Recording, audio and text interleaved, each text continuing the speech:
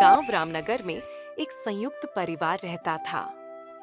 परिवार के मुखिया थे पंडित हरिशंकर जी, जिनके दो बेटे थे, मोहन और सोहन।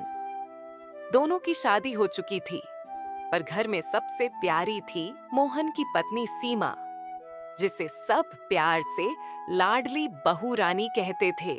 सीमा बचपन से ही संस्कारी और समझदार थी। जब वह इस घर में आई तो उसने सबका दिल जीतने का निश्चय किया।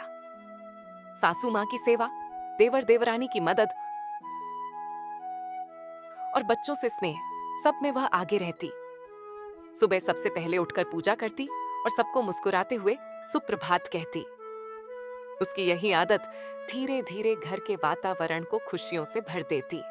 शुरू शुरू में सास को लगता था कि सीमा शायद दिखावे के लिए इतना करती है, लेकिन एक दिन जब सास बीमार पड़ी, तब सीमा ने 3 रातें जागकर उनकी सेवा की। उसने दवाई दी, खाना बनाया और घर का हर काम बिना शिकायत के किया। तब सासू माँ को एहसास हुआ कि उनकी बहू सच में लाडली है। एक दिन गांव में बड़ा त्योहार आया। हर कोई अपने घर की सजावट में व्यस्त था। सीमा ने पूरे मोहल्ले की औरतों को इकट्ठा करके मिलजुल कर सजावट करने का सुझाव दिया। सबने मिलकर काम किया और त्योहार बहुत सुंदर बना।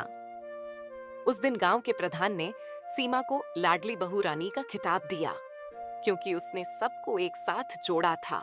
सीमा की सादगी और दया से न केवल उसका घर, बल्कि पूरा गांव प्रभावित हुआ। जब कोई गरीब महिला मदद मांगती, सीमा अपने गहनों में से कुछ बेचकर भी उसकी सहायता कर देती।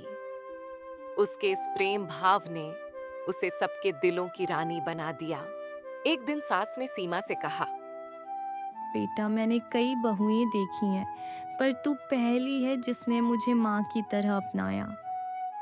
सीमा मुस्कुराई और बोली, माँ जी, आपने मुझे बेटी बनाया, वरना मैं कैसे लाडली बनती। धीरे धीरे समय बीता, पर सीमा की अच्छाई और उसका प्रेम कभी कम नहीं हुआ। उसके कारण घर में कभी झगड़े नहीं हुए, सब में प्रेम बना रहा। गांव की औरतें अपनी बेटियों को समझाती, सीमा जैसी बनो, जो अपने घर को मंदिर बना दे।